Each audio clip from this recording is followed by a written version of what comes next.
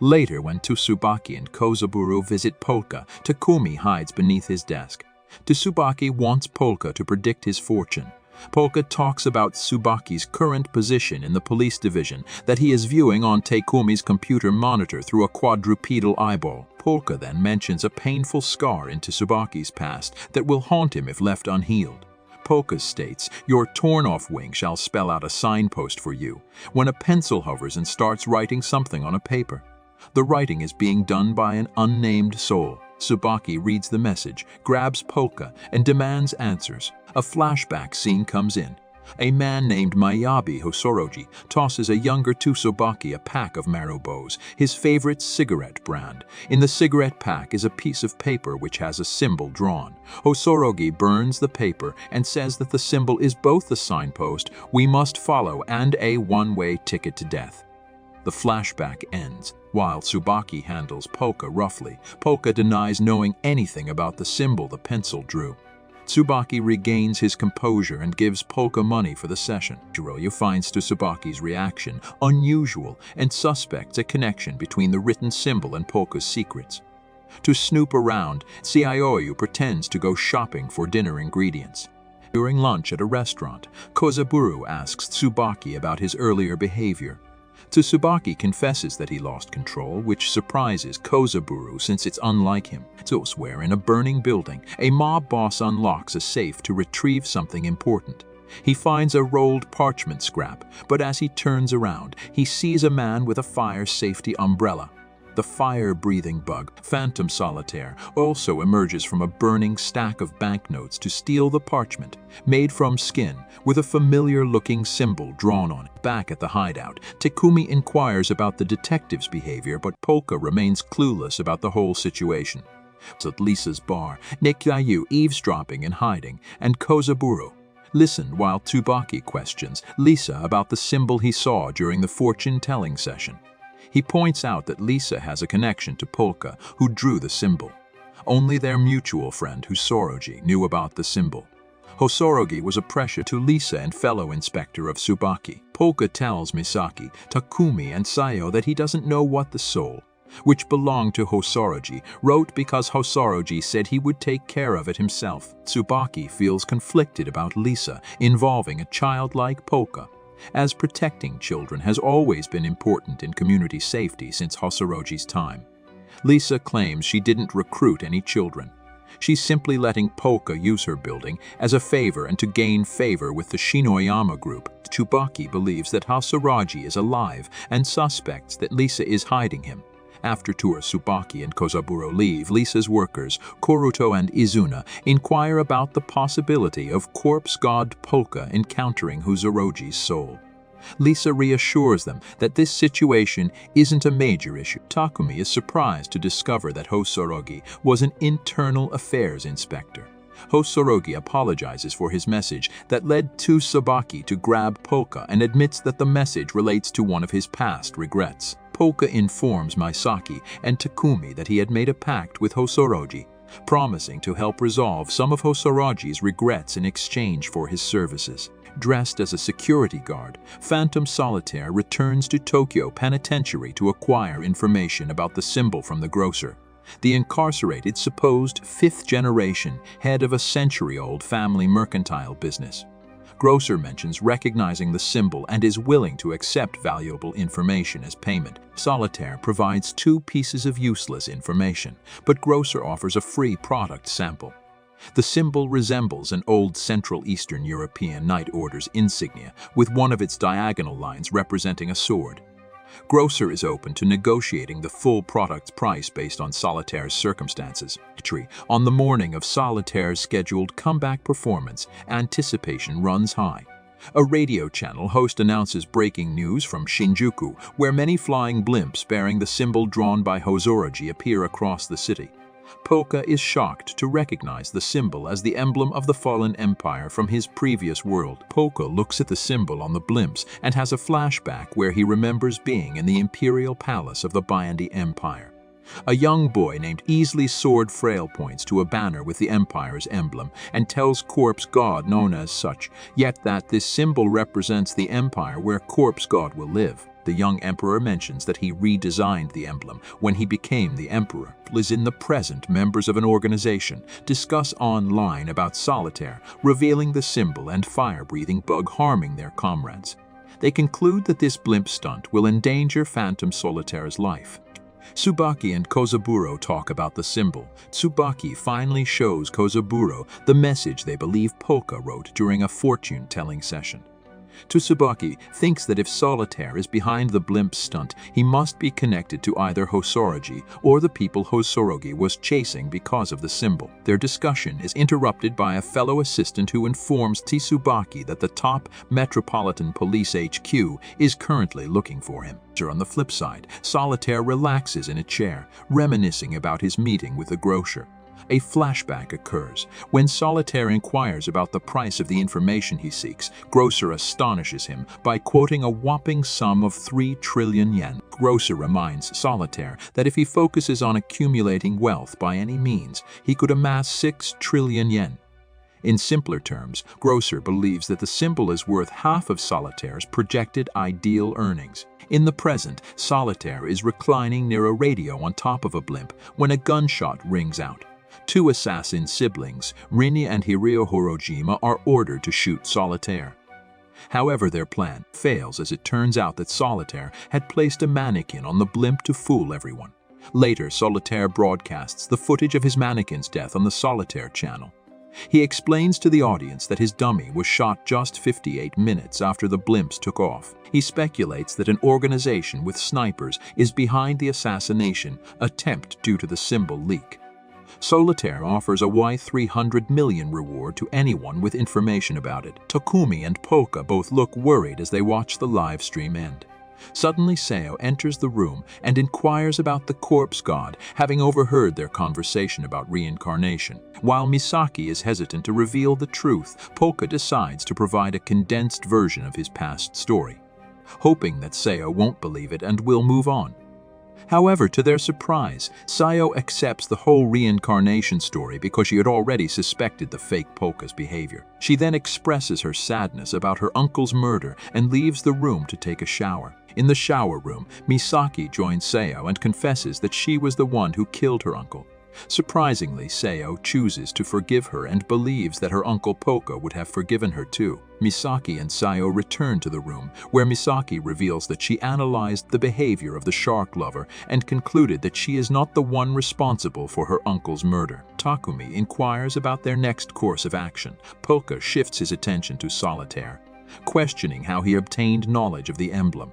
Takumi proposes using a spell to seek information from the ghosts, but Polka discloses his fear of confronting the ghost souls, having endangered their lives in the battle before reincarnation. In contrast, Takumi decides to conduct his own investigation by searching for police officers potentially involved in Solitaire's care. Hosorogi also aids in their inquiry, cautioning them about the darker side of the police force. Meanwhile, Tsubaki meets Jirotaro Takasu, the Metropolitan Police Superintendent General, who assigns him the task of investigating Phantom Solitaire. Takumi breaches the police computers, obtaining information about Jirotaro. Solitaire learns from a secret intel by a trusted person named Nani that someone in Shinjuku is hacking the police system to access all the information. He rightfully suspects Takumi to be behind it. 4 individuals sit in the waiting area for fortune-telling sessions with Polka. The first person is a medical practitioner, the second and third individuals are teenage girls, and the fourth is a middle-aged man. Polka inquires if Takumi has any information about the emblem. Takumi responds, suspecting the case's seriousness due to public safety's involvement and Inspector Miyabi Hosorogi's disappearance while pursuing the emblem. However, Hosorogi corrects him, revealing that they got him before he could catch them. Hosorogi remembers encountering only the hired assassins who killed him, not the enemy he was after. Takumi deduces that the culprit might be a fellow cop, given Hosorogi's role as an internal affairs inspector. Meanwhile, Shiaowoyu, listening in from the kitchen, wonders about the motives of this group of criminals fighting police corruption. In the Tokyo Metropolitan Police Department's headquarters, Tsubaki briefs the Interdepartmental Task Force on Solitaire's history and suggests that they might encounter Solitaire if they pursue the emblem. Two dissatisfied Tokyo detectives complain about the integration of Shinjuku into the task force, particularly disliking Tsubaki leading the team. In the fortune-telling room, Polka talks to Shouta Yamanura, a middle-aged man, but it's actually Solitaire in disguise. Solitaire asks about the symbol, which has a 300 million yen reward on it. Polka says he can't identify it, but he senses something wrong. Hosorogi draws the symbol, which shocks Solitaire. The pencil draws the actual symbol, which lacks the horizontal line through its center that the symbol on the blimp had. Solitaire had purposely added the line to find out the actual people who know the symbol. He instantly realizes that Polka has a connection to the symbol. As Yamanura leaves, Polka asks him if he knows a girl in pigtails who sits on a wheelchair. He uses his evil eye and sees a soul with him. Solitaire freezes upon hearing this, but then claims that the girl must be his guardian spirit. Solitaire wonders how this fraud fortune-teller mortal knows her. Besides, Solitaire recognizes two girls from the waiting earlier, one in a raincoat with a fire safety message. He instantly knows it is the fire-breathing bug who is also investigating the symbol. After the Solitaire task force meeting concludes, Kozaburou and Tsubaki discuss the investigation. Their moment is disrupted when the two disgruntled officers from earlier start a fight with Tsubaki. Kozaburou steps in and threatens them to defend his partner. The fight halts when Tozawa and Ramaru Yatsu and Senior Commissioner Habaki joins them. Habaki learns about the tension among the officers, advising Tsubaki to avoid fights due to the department's internal conflicts. That night, Exiayu hears footsteps on the rooftop and goes upstairs. On the rooftop, he encounters Solitaire and throws kunai blades at him. Solitaire blocks them with his playing cards and demands that fortune-telling corpse god Polka Shinoyama reveals information about the symbol and his organization. Zaoyu confronts him, saying he's not Polka. Meanwhile, Polka dreams about his past, recalling the day a massive sinkhole appeared in the imperial capital, swallowing all army units except General Darrell's, which the home record dragon took. He overheard men discussing this outside a room and tried to leave, but his mentor, Islais, stopped him, pointing out she had placed wards to keep others from noticing their offense, and she had no interest in participating in the fool's self-inflicted downfall. She had already entrusted Romelka with the care of her and corpse god's acquaintances. She then mentioned that Utsuro Shuzuya was correct when he said it was time for Corpse God to be free from the Empire's control. She noted that despite Corpse God's older appearance, he remained childlike. Unlike most others, she believed that Corpse God had unlimited time to grow up and should learn to value those with limited time. The dream then shifts to the deaths of Corpse God's found family of 5. Corpse God expresses his hopelessness, asking for forgiveness from his mentor for failing to protect the mortals and forgiving those who had killed him. He fled from the world, too ashamed to face anyone from the Empire, now that he had become their enemy. Polka wakes up and finds an English message burned into the common room's wall by the fire-breathing bug. Shortly after, he gets a call from an unknown number. In the stairwell, a man with an umbrella asks if he's Polka Shinoyama and if he's related to Saburamond. Polka becomes tense and questions how the caller knows that name. Meanwhile, on the rooftop, Solitaire is unaware of the situation and assumes that Exiayu is part of some organization. They engage in a battle, with Exiayu throwing 3 kunai at Solitaire's chest and throat. Solitaire manages to dodge the attack when he notices Exiayu's gloved fingers extending into cords. An employee of the Shinoyama family watches the fight with binoculars and reports it to Takeru Shinoyama. Takeru Shinoyama informs his men that the boy wielding blades unexpectedly turns out to be his grandfather's bodyguard. While Takeru speaks, Lemmings observes the rooftop fight from an even higher rooftop. In a stairwell of a building, fire-breathing, Bug criticizes the bastard children of Saburamond, calling them deplorable for involving a child Polka. Corpse God inquires if Saburamond is on Earth and about Bug's connections to the Byandi Empire or the Kingdom of unhealed. Stairwell Bug and Raincoat Bug discuss Polka's identity on the call and ask him about who he is. Instead of responding, Corpse God scans his surroundings to locate the individuals responsible for the message on the wall. He senses 2 people on the rooftop. Solitaire is puzzled by Exiayu's deadly attacks. Xiaoyu pauses to question Solitaire's presence and asks if he wants to know about Hosorogi. Solitaire, having no clue, uses this opportunity to fabricate a story about knowing Hosorogi. Suddenly, Lemmings drops in from a higher rooftop. Xiaoyu suspects a connection between Lemmings and Solitaire. Lemmings turns his attention to Solitaire when Xiaoyu throws kunai at Lemmings' back. Bao asks Takeru if Xiaoyu knows about Lemmings being a bodyguard.